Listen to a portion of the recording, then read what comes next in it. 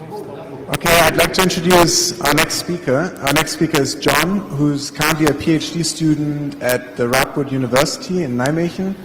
And he spent the first 2 years of his PhD dabbling with the foundations of quantum mechanics, which is about the deep question why nature is described by the laws of quantum mechanics.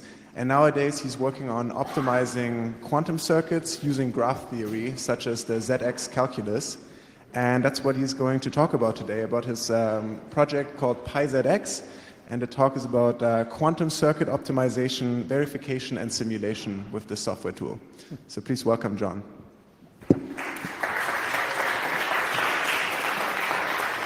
All right, well, thank you for the introduction, and thank you for inviting me here to give this talk. So, in this title, it might be that you don't know what any of these words mean. Like, I hope to make it a bit more clear towards the end of the talk, and I'll spend most of the time basically explaining what these things mean and like how we use PyZX to use it. I know it looks like PyZX, but it's pronounced PyZX because it's more fun like that. Alright, so PyZX is a Python library that you can use to manipulate large ZX diagrams. And even if you've heard of quantum circuits, you might not have heard of ZX diagrams. So I will get to explaining to what those are and why you should care about it if you care about quantum computing. Yeah, the picture of the plane just to show that our marketing department is really hard at work trying to get the word out about our project. Alright, so just like the basics, a quantum computation, there's multiple ways to do it, but the most general or the most straightforward way is to use a quantum circuit, which is basically the quantum analog of a logic circuit in classical computing. And a quantum circuit, you can build it out of quantum gates. And quantum gates are you can think of a quantum circuit with quantum gates as sort of the assembly language of a quantum computer. So they contain sort of abstracted basic instructions for a computer. And these gates have names like NOT gate, S gate, T gate, H gate. NOT gate is probably familiar to you all. There's others, maybe not. So the way you should understand these single qubit gates, so they do a transformation on just a single qubit. And a qubit you can sort of see as a sphere called the Bloch sphere. And if you compare this to classical computing, you would have a 0 and a 1 state. And the 0 and 1 state, you can see the 0 lives up here at the north pole of the Bloch sphere, the 1 state lives down here. So a NOT gate you can see is like a 180-degree rotation that flips the two poles like this. But the special thing about quantum computing is you don't just have the poles you can use any position on this sphere and manipulate it. So for representation of what a qubit, in what state it can be. And then these other gates, like the Hadamard gate, S gate, T gate, they correspond to different types of rotations on this Bloch sphere. There are different types of operations you can do in the qubit. For instance, Hadamard gate interchanges the Z and X axis, so it makes a state, like a 0 state, and it puts it on the equator, which is makes it a superposition of two states. And these other gates are this is a quarter rotation, the T gate is a 1/8 rotation. I use these specific gates for a reason, which will come in a few minutes. And there's basically only one 2-qubit gate that you need to know about, which is called the controlled NOT gate. And what this simply does is it has 2 qubits, and I look at my first qubit, and if it's in the 0 state, I don't do anything. If it's in the 1 state, then I flip the bit of the second qubit. So this is just a classical operation, but then you do this classical operation on 2 qubits. So these are all the gates you need. You can actually do any quantum computation using just these, let's see, 1, 2, 3, 4, 5 gates. So this is all you need to know about quantum computing basically. Because then you can do any computation you want. Which is it's hard to show this is actually true, but it does work. Yeah, and so the motivation behind this talk and what I will talk about is quantum circuit optimization. So taking the same quantum circuit, but somehow reducing the number of gates in it while still performing the same computation, which is analogous to what advanced compilers do for classical computers, but now I want to do it for a quantum computer. All right. So these quantum circuits, you have a special notation to write them down, sort of a graphical way to see them. And we have a special notation for the NOT gate. It's just this XOR symbol. And then the controlled NOT gate is like an XOR, but now it has a control wire attached to it. And we just compose them into a quantum circuit. So each line here represents a qubit. So this is 3 qubits. And it just, the time goes from left to right. And it just says, on my first qubit, do a T gate. On my third qubit, do a NOT gate. Then do a C NOT gate between the first and the second, etc. You just do these operations in a row. So it tells you what instructions do I need to do on my quantum computer. Well, quite interestingly, you have different circuits that represent the same computation, and like you have certain identities for these things. For instance, if I do 2 control NOT gates on the same qubits in a row, it's equivalent to doing nothing, because like these NOTs cancel each other out. And similarly, doing 2 Hadamard gates cancel each other out, these things also hold. So you have some circuit identities, which you can start to use to simplify your quantum circuits you're using. This is a bit complicated by the fact that some operations commute past one another. So if I have 2 C NOT gates, for instance, which like put a NOT on the same qubits, like it doesn't matter in which order I do them, so I can flip them. So combining these 2 things of cancellations and commuting, you can already see like it starts to add up what kind of simplifications you could do on your quantum circuit. And in fact, like you can do like a lot more of these simplification rules, and even more, and like lots more. And like this list just goes on, and people have been finding more elaborate lists to do better quantum circuit simplification. But like this gets really unwieldy very quickly. And basically the reason why you need so many rules is because the structure of a quantum circuit is very rigid. It's like it has a definite time ordering, you need to do this thing in this order, you have a definite amount of qubits, you can't increase the amount of qubits or decrease the amount of qubits intermediately. It's very strict what you can do. And this is where we use the ZX diagrams to come over this problem. So ZX diagrams, what we have circuits, and circuits consist of gates. And a ZX diagram consists of what we call spiders. And these spiders come in 2 flavors, which we call Z spiders and X spiders. And they have these 2 colors, green and red. Well, if you're colorblind, it'll probably be light gray and dark gray for the X spider. And contrary to a quantum circuit, we can wire these things in any way or shape we want. So it's just like a graph, and I just say I want to connect all these things together. And there's no like, we can still say there's like a time ordering and things go from left to right, but it's no longer really necessary. And only the connectivity matters. So I can like just move these things and continuously deform the thing, and it represents the same computation or the same linear map. So for instance, this one has 2 inputs and 3 outputs. So this would be a linear map from 2 qubits as an input to 3 qubits as an output. And we can write every quantum gate as a ZX diagram. So for instance, the S gate is just a single spider with a single input, single output, and a pi/2 phase. So if you remember, an S gate was a quarter rotation among the Bloch sphere. So pi/2 is like a quarter rotation on the sphere, so you see it here, and the T gate was like a 1/8 rotation, so we see a pi/4 appearing here. The Hadamard gate can be decomposed into like sort of 3 basic rotations. So we compose these 3 rotations together to get this more complicated Hadamard gate. And because the Hadamard gate is so important, we introduce a new symbol for it, this yellow square. And then a C NOT gate, a controlled NOT gate, is just a composition of 2 spiders in this particular manner. And the reason we write this like vertical lines is because like it doesn't matter in which direction you do it. So you can see this in 2 different causal orderings, basically. And it actually turns out that you can represent any linear map between any number of qubits as a ZX diagram. So this is a universal language to talk about quantum computing. All right. And the reason we like using ZX diagrams is because they come with a set of graphical rewrite rules. So if I have a ZX diagram, then I can change it according to this set of graphical rewrite rules, and it will still represent the same linear map, the same quantum computation. So for instance, the rule here at the left at the top, it tells me that if I have 2 spiders of the same color, so of the same type, that are connected, I can just fuse them together. And like the phases on it, they add up.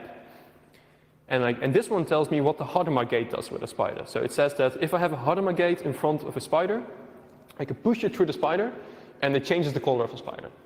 So these kind of rules are just very like, once you get used to them a bit, it's very natural to see what you can do. It's like, oh, I have a Hadamard gate, let's push it through. Oh, I have 2 spiders of the same color, let's fuse them together. And this is just a small set of rewrite rules. And it turns out that if you add one more rule, which is a bit complicated to specify, then this rule set is complete. So that means that if I have two diagrams and they represent the same quantum computation, I know there is a set of rewrite rules that will bring me from one thing to the other.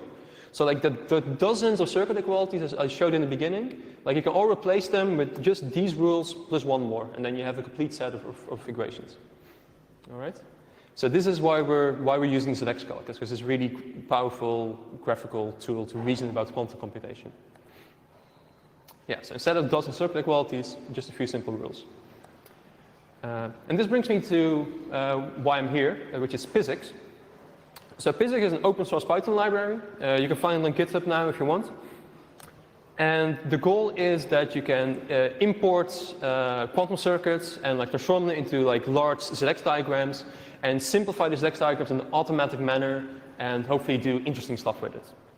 Particularly, we originally developed it for quantum circuit optimization, but then we found out it also works really good for quantum circuit verification, so verifying that two quantum circuits actually implement the same unitary, the same computation.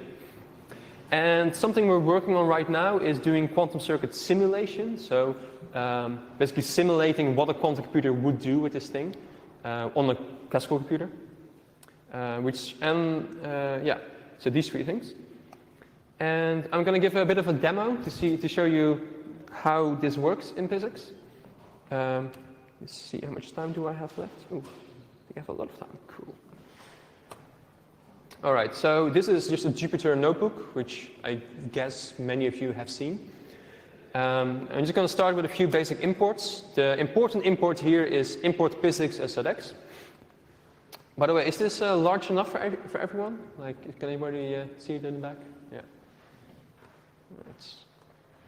And now I'm just going to start with presenting like just a simple circuit, and this uses the CASM notation, which is kind of like an assembly language for quantum circuits. So I'm just going to say I have two qubits, and we're going to do a CX, which is a controlled NOT gate between the first qubit and the second qubit, and then I'm going to draw the circuit. And we get this thing out, which, like as I said, like the C NOT gate is represented by these two connected spiders. And to show you this is actually a ZX diagram and not a circuit, I can just move this stuff around. So it's not like an actual rigid thing. It's just a thing you can move around. And we can also convert it to a matrix to see it's actually is like the linear map it should be. And like if you know anything about quantum computing, you know, with the C NOT gate, there should be a 1 here, a 1 here, and a 1 here, and a 1 there, and the rest should be zeros. So that's great, that works. Okay, so let's do a bit more complicated circuit. So this is just a few C NOT gates in a different orientation. It's an S gate, and it's the inverse of an S gate, and then some more rotation gates. I can just, if I want, I can just represent these gates as like as just a list of sort of simple representations. And I can convert it into an actual ZX diagram, and I see like this is just like a graph with 14 vertices and 15 edges. And now we can start to simplify it. So if we look here at this thing, we see that we have these two green spiders that are connected to one another. So I know that the spider fusion rule tells me that I can fuse these things together into a single spider. And the same here for the red one. It's also connected to this red one, so I can sort of fuse them together. So we have a function that does that. It's called spider simp. And we can fuse them together, and we indeed see that this thing is now a single node, and it's fused together like this. Well, we have a bit of more powerful rewrite strategy we call full reduce, which applies like a certain heuristic set of rewrite rules we've developed. And it actually managed to reduce this complete diagram and just becomes a swap gate, which, if you're a bit familiar with quantum circuits, you see 3 C nodes in this configuration, which should read as a swap gate, and then like this pi over 4 goes through the swap gate and cancels with this one, and this one goes through the swap gate and cancels with this one. So that's kind of what our simplification is doing automatically, and it makes it into a swap gate. Okay, so now let's do a bit more complicated stuff. So a thing I haven't explained really is what are your metrics for optimization in a quantum circuit, right? So like what are the things that you want to minimize when you want to implement a quantum circuit on a quantum computer? And this depends heavily on what architecture you have for your physical quantum computer. For near-term quantum computers, the most obvious metric is total gate count and 2-qubit gate count. Total gate count is obvious, right? If you have less gates, it's better. And 2-qubit gates especially, because usually they introduce more noise to your computation and they take more time to perform. And also, like the far apart, maybe you have to do some extra work to actually make it happen. So those are the two metrics you really care about for like near-term quantum computing. There's also depth, but like don't worry about it. But if you're thinking about like far ahead, fault-tolerant quantum computation, then the metrics sort of change, and some things become easier to do, some things become harder to do. And a thing that becomes particularly hard to implement in a fault-tolerant manner is the T-gate. This is for technical reasons. If you really want to know, contact me after and I'll explain all about it. But so like an important goal for quantum circuit optimization for the fault-tolerant quantum computers is minimizing the number of T-counts, of the number of T-gates. So you have this special method that does this. I'm just going to show one example. So we have this slightly bigger circuit. It's an actual benchmark circuit we've been using. It's, I think it implements a classical reversible function that calculates whether the first 4 bits modulo 4 are 0 or something. And then it stores the answer in the 5th qubit. But anyway, so this qubit is, this circuit is a bit longer. And we see it has 28 T-gates. So that's like the metric you want to improve with this method. So I apply this optimizer and I draw the resulting circuit. And I get something that's indeed shorter, so that looks good. And if I look at the stats, it's indeed T count reduced to 8. So we went from 28 T-gates to 8 T-gates. And this is actually the best known T-gate for this circuit right now. Like before we did this work, it was 16 and we reduced it to 8. And like now there's other people that also get this number, but it's so to get a bit of an idea, because this is right now a bit of a black box where like I just put in a circuit and get something out. Like what is this doing behind the scenes? Well, let me just rerun this simplification, and I see like it does in the background, it does like a lot of stuff. It fuses on spiders, moves some identities, it does this thing, which I haven't talked about at all, but like it's a bit complicated. And in the end, the result that you get is like something, a ZX diagram looks like this. And there should be 2 things you should notice about this. First, it does not look like a circuit at all. Right? It looks like some weird jumble of wires. And second, there's these blue wires, and that's kind of like a shortcut for a wire with a Hadamard gate on it, because otherwise there would be Hadamard gates floating everywhere, and that looks terrible. So we just use a blue wire. So with this thing, there's basically 2 problems you have to solve, which is how do you get from this arbitrary diagram back into a circuit diagram? And we found a few ways to do it, which are a bit much to go into now, but if you want to know more, just ask me later. Yeah, so this is kind of what's happening in the background, and we use this information to get an optimized circuit back out. So that's circuit optimization, what I want to talk about. Now let's get to circuit equality verification. So I've now shown you that like I get this starting circuit and I output a new circuit. But like, how do you know that they represent the same computation, right? So I can do it like the easy way, which is I can just calculate the matrix that each of these computations, and I just compare the matrices and see if they're equal. And if they're equal, then I know I've done the same computation. But of course, the entire reason we care about quantum computation is that these matrices aren't easy to compute. They take exponential memory in a number of qubits. So like this runs into problems quite quickly. So what we've developed instead, only for this case is 5 qubits, you can just do it manually. But what we've developed is a method which is, I take in 2 circuits, of which I want to know if they're equal. And I take the first circuit, and I take the inverse of the second circuit, and then I compose them. And if the circuits are equal, they should be implementing the identity operation, right? Because like if they're equal, I do the thing, I do the inverse of the thing, nothing happens. So what we've done, we do this, and then we use our simplification strategy from ZX and see if it completely reduces to the identity. And if it does, then we have a certificate of equality that indeed these things are equal. So for this circuit, I can just run it, and it indeed says true, these things are equal, which like, let me show a bit more detail what actually happens in this function. So first I copy like the original circuit, then I add to that the inverse of the other circuit. So now C2 should contain an identity circuit. Then I make it into a ZX diagram. I reduce it fully, with our simplification strategy. And let me just draw it, and we indeed see, that it's completely to the identity, so nothing happens. All right. And to show you that I'm actually not cheating, let me change a single gate in the optimized circuit. So now it should contain an error. And if you verify equality, it says false, they're not equal. And if we do it manually, we see that we have some leftover gates, so it's indeed not identity. All right. So that's verification for a bit. And now the last thing I want to talk about, and let's see, how much time do I have? Cool, that's a lot. All right. Yes, the last thing I want to talk about is simulation. All right. So let me just get another circuit here that's even a bit bigger. And there's a T count of 1 on 5, so it's a bit more complicated circuit. It's 9 qubits here. So if I have a circuit like this, so what I would usually do in a quantum computer, right, is I would have some simple starting state, usually just always the old 0 state. And then I would apply my chosen quantum circuit to it. And now my quantum system is in some state that I want to know something about, because I've done this computation and want to learn something about it. So possibly I will measure a few of the qubits, I will get some outcomes, some zeros and ones, and maybe I need to do the computation a few thousand times to get enough statistics to actually derive something meaningful from it. The Google experiment that showed quantum supremacy a while back, they did the same experiment 40,000 times or whatever, so you need to do it a lot of times. And then in the end you get some basically some probabilities out of some samples, and then hopefully you can use them to do something useful, right?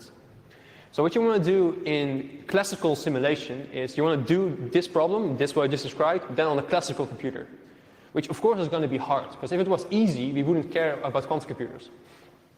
So there's a lot of research being done in trying to do this in smart ways.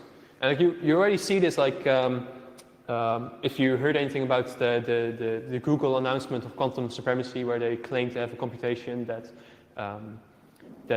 did something that the classical computer could never do, and they said a classical computer would take 40,000 years, a long amount of time to do it, and then IBM a day later said, well, actually it would only take 2 days if you do it in this way.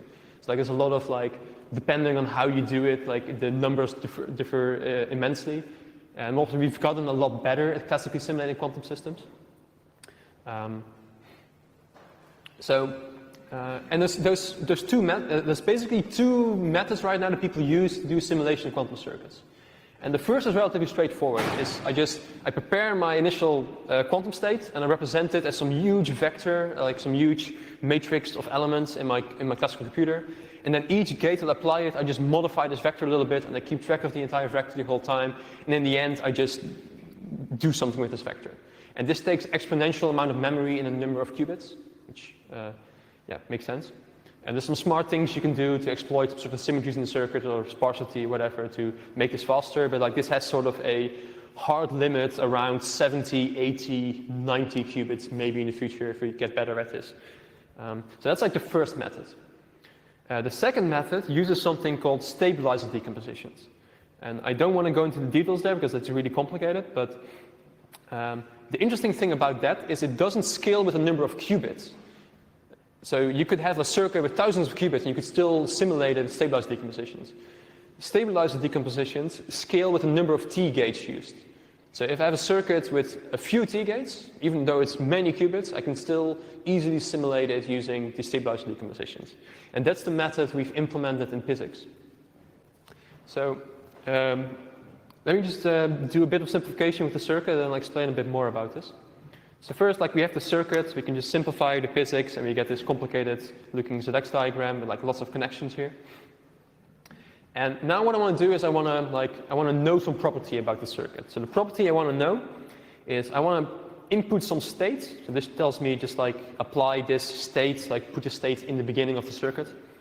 And this says apply effect. So effect basically tells me I want to know the probability that this particular outcome happens. So I basically ask this now, if I were to run this circuit on this input state, what's the probability I get this output, right? And I just reduce it, and the output I get is this ZX diagram. And now we see this ZX diagram has no inputs, there's no incoming wires on the left. And if I scroll a bit to the right, we also see that it has no output wires to the right. So it also has no outputs, which makes sense because I expect a number, right? I expect a probability to come out of this. So we have this complicated diagram, and now this thing represents like the number I want to know. And so what I could do is I could just, for each of these spiders, I can represent this matrix, and I could contract all these matrices like with like tensor network methods, and I could do that. And for a small circle like this, that would work. But the other way I could do is, like each of these individual spiders, I can cut the spider open basically into 2 bits, and then this would give me 2 separate diagrams. And in each of these diagrams, I can then calculate the value, and if I sum those values together, I still get the original outcome. So I can do this for this spider, I get 2 diagrams, but if I also split this one, then I get 2 diagrams for each of those 2, so I have 4 diagrams. And I can do it for this one, and then I get 2 again for those, so I get 8. So we see these scales exponentially with the number of spiders that are left here. And in particular, it scales exponentially with the spiders that have an odd multiple of pi over 4, because those basically correspond to your T-gates, which are like the hard part when doing this method. So, well, it turns out that actually the best way to do it is not to split open each individual spider, because that takes you get 2 copies per spider. It turns out, for complicated reasons, that the best way to do it is you take 6 spiders and you decompose them with 7 terms. And like these are just numbers that have to come out of this research. And then so you still get like exponential scaling, because like if I have 6 of these spiders that I want to split open, I get 7 terms. If I have 12, I get 7 times 7 is 49. If I have 18, I get 7 times 7 times 7. So it scales exponentially. And you can easily calculate that like the amount of terms you would need to simulate this, or like to calculate this value using this method, which require 67,000 diagrams, 67,000 simplifications. But the interesting thing we can do now using ZX diagrams is whenever I cut open these spiders, then the resulting diagram I get is simpler and is smaller. So then I can rerun my simplification strategy on this new diagram, and hopefully this cancels out some of the additional structure. So instead of replacing 6 spiders with 7 diagrams, then each of these 7 diagrams I can hopefully find some further reductions that will make my diagram smaller and require the next step to be like less painful, basically. So we implemented that, and if you do it on this circuit, then it takes a while to compute, because we haven't really thought about optimizing this yet.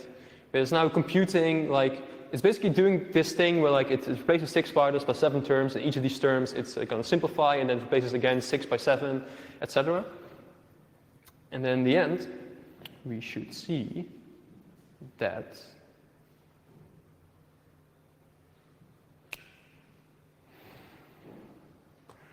my laptop's on battery saving mode.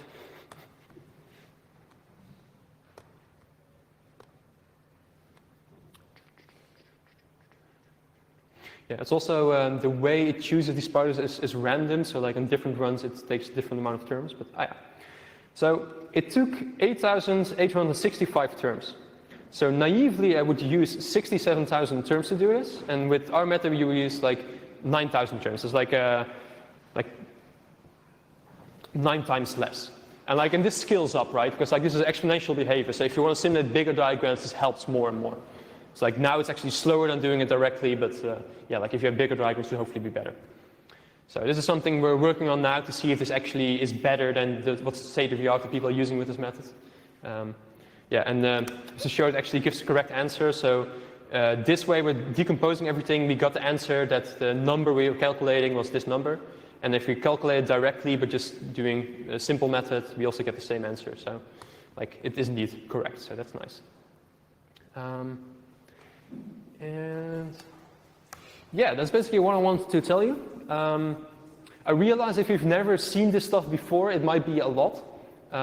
If you want to know more, like go to our GitHub, we have some links to learn more about it. There's also a website, zxcalculus.com, where there's some resources in order to like learn a bit more about ZX. If you really think like, oh, this is awesome and I want to learn all about it, but I know nothing about quantum computing or quantum theory or whatever, I can highly recommend this book, which appeared like 2 years ago. It built up the entire foundation of quantum theory using the language of these diagrams and select calculus. So it's sort of like a graphical approach to like quantum computing, basically. And with that advertisement, I thank you for your attention.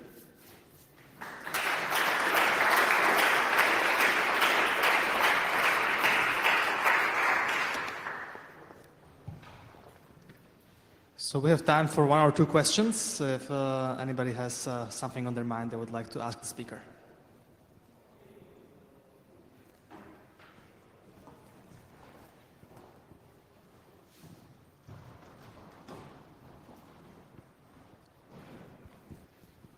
Thanks for a great talk, very interesting. I was curious about the optimization. Maybe you said it, but maybe I missed it. So can I choose what I want to optimize using this? Sorry, you choose what? What I want to optimize, like if I want to optimize T count or total gate count or... That's an interesting question. So for a long time, we found that so that there's 2 ways we can use our optimization. There's the thing I use here, which is called teleport reduce, and it's basically only doing T count optimization. And then the second thing you can do, which we call a re-extraction.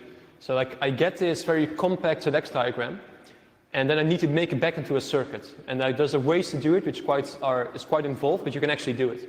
And this results in a new circuit, which usually looks completely different than the original one. And what we found is that unfortunately, this usually has more CNOT gates than what you started out with. Although like we've recently done some improvements to the algorithm, and now it works a lot better. Although on some circuits it's still worse. On other circuits we actually get way better results than other people. So it's kind of dependent on the type of circuit you're optimizing, whether it helps.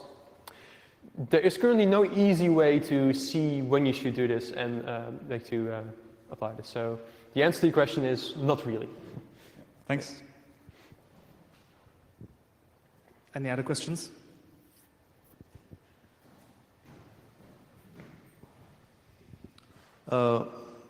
I have a question actually on the practical way of using your algorithm. So did you use that for a true implementation, like with optics, having a circuit complicated and creating an optimized one? Sorry, I missed the first bit, but could you repeat? So this is a theoretical way of optimizing circuits. Mm-hmm.